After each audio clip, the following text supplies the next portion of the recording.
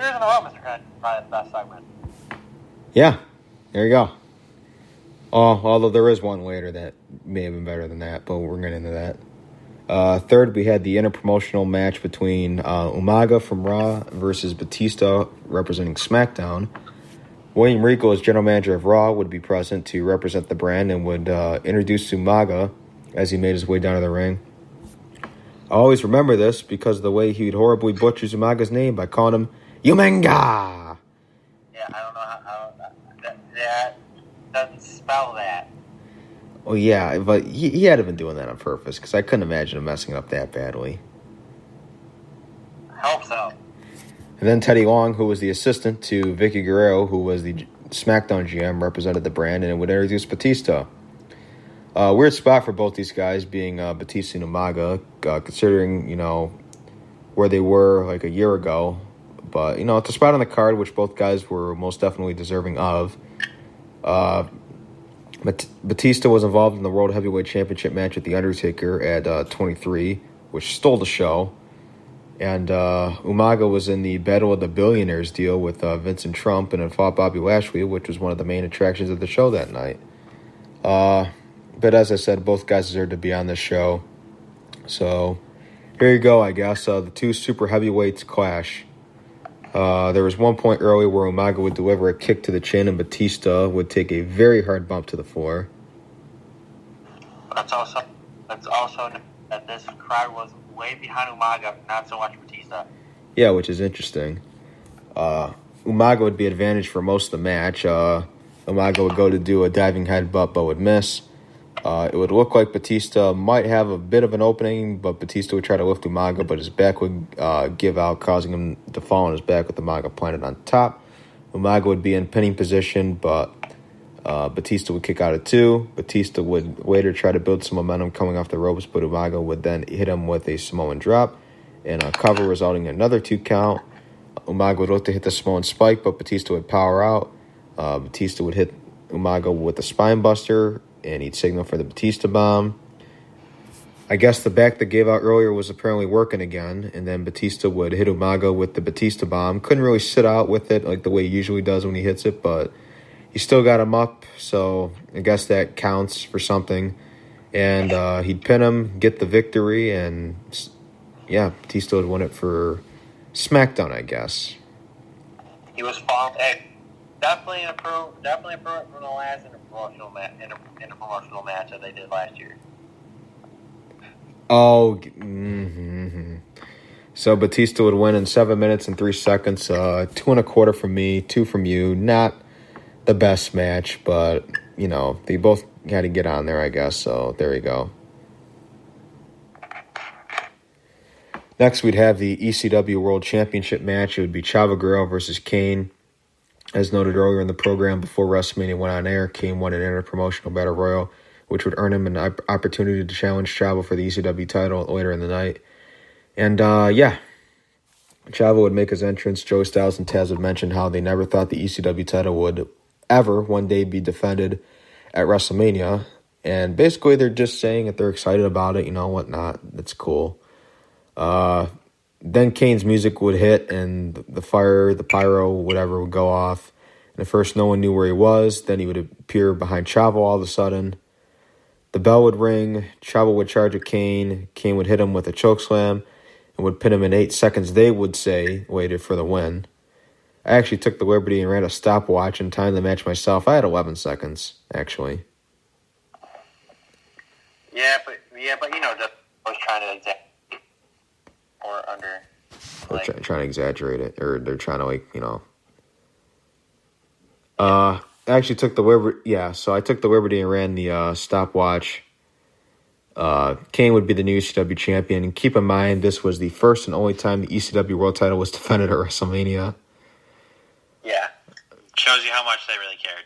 I'm thinking this decision was based off of a time issue, maybe, where they were thinking as, in terms of management or booking, whatever, that maybe with everything they had lined up, they weren't going to be able to have enough time to give these guys an actual match. Then again, I don't really know what they would have done with it anyways. So, yeah, there you have it. Kane would win ECW champion. It's just sad that because technically that is the world championship.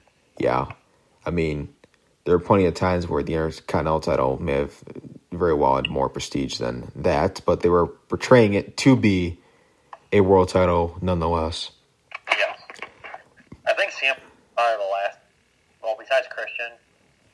Yeah, those are probably the two best. Yeah. I think Christian was probably the best, but yeah, Punk was, at least when Punk had it, I think people were kind of interested. I mean, yeah. 5-star classic. Yeah. No, we did not rate this because it was too short. Yeah, it wasn't really a match, so you couldn't really say anything about that. Next, we'd have a WrestleMania vignette with Carlito and Maria. Don't know if this is actually part of the DVD or, like, if this is just a network deal or whatever, where it was edited in there in place of a commercial or something that ran during the pay-per-view or whatever. I don't know. So I don't know if that was actually there, like, when it originally happened. Don't really remember. Next, we would have Raven Simone in the ring to promote the Make-A-Wish Foundation. Respect. And then we would have the career-threatening match between Shawn Michaels and Ric Flair. Before the match, there was a video package which was done so well in the first part of it, highlighting Ric Flair's career. Then it'd show Vince saying, the next time he loses, he's done. Then Flair would challenge Shawn Michaels and would pretty much state that if he can't compete with the best, then his time is done. Shawn Michaels would reluctantly accept Flair's challenge. Then before Mania on Raw, Shawn would refer to Rick as Old Yeller and that he was going to put him out of his misery, which would cause Flair to snap and smack Shawn across the face a couple times. Old Yeller? And then Are you freaking kidding me? And then Shawn would repeat himself again and would then exit the ring.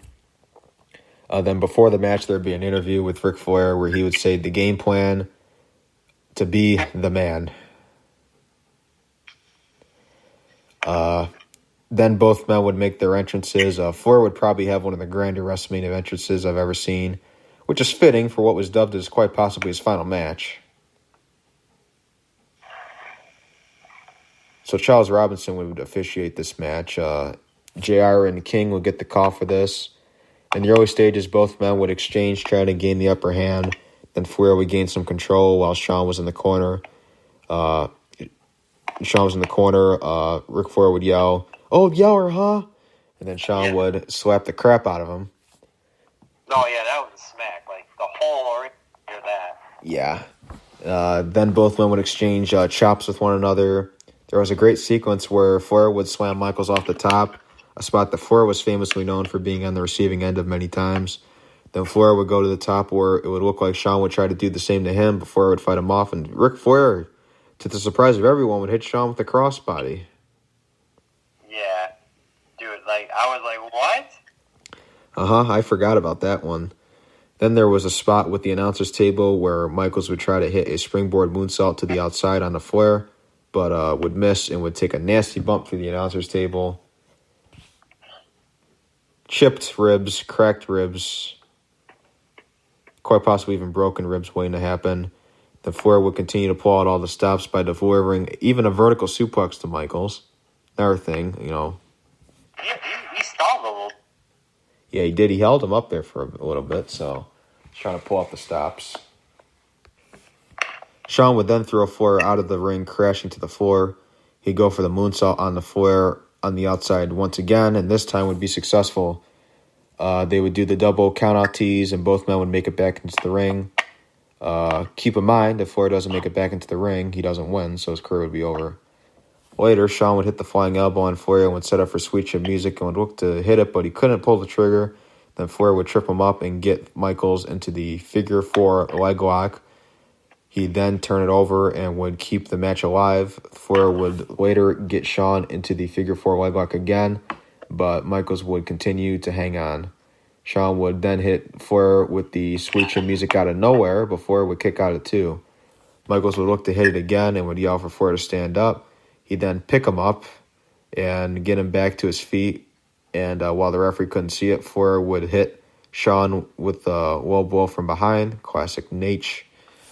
Shawn would end up getting Flair in his own version of the figure 4 Flair would get Michaels into a roll-up, resulting in a 2 count.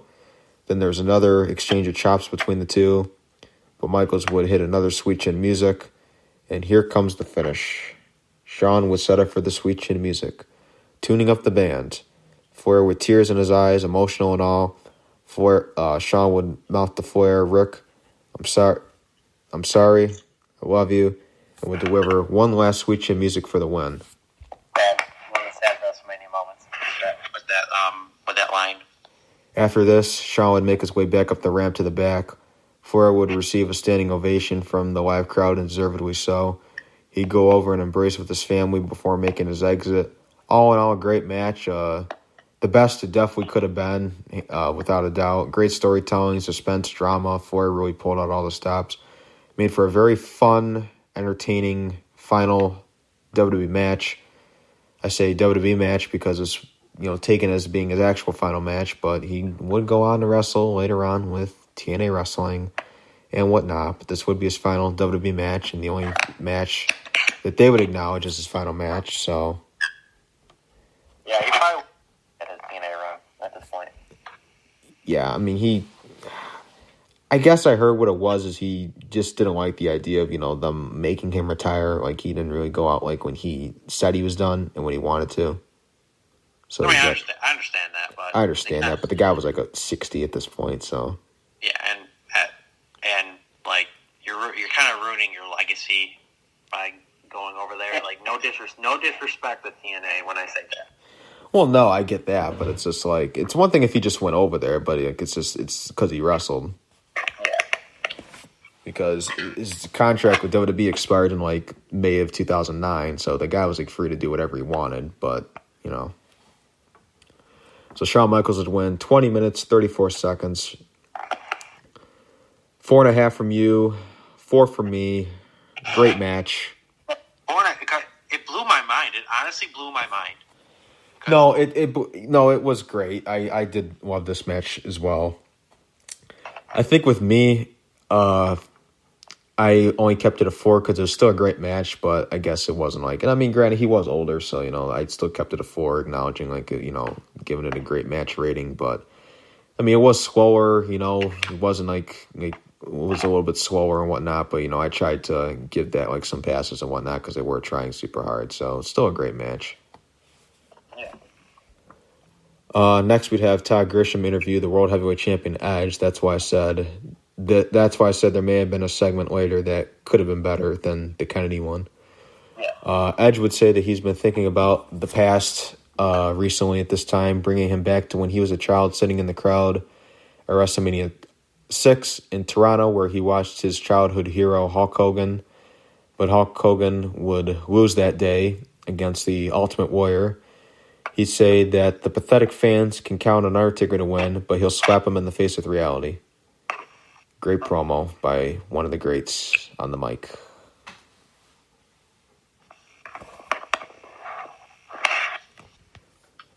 Next, we'd have the Playboy Mania Lumberjill match. Yay. Ashley and Maria versus Beth Phoenix and Melina with Santino.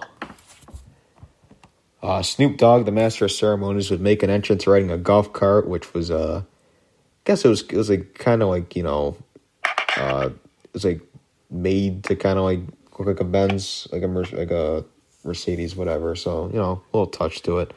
And he'd be accompanied down to the ring by the Lumberjills. Pretty good entrance, though, not gonna lie. Oh, yeah. Not much to say about this one, though. I feel bad, seconds. Well, no, this is good. Of all the Mania rewinds we've done that have been done, like that's like 3 straight women's matches that I just have no takeaways from whatsoever, or not much to say about. So, but it is what it is. They've come a long ways. Yeah, no, they definitely have. I mean, obviously, they may have invented one in the future. So, yeah, last year they did. There was one for this match. Oh, yeah. Yeah, the power would go out. Yes. That's probably the most memorable thing about it, really. Santino would get involved by pulling Maria off and breaking up a cover toward the end of the match. Jerry Lawler would have enough of Santino's involvement in this whole thing and would lead the broadcast table and would knock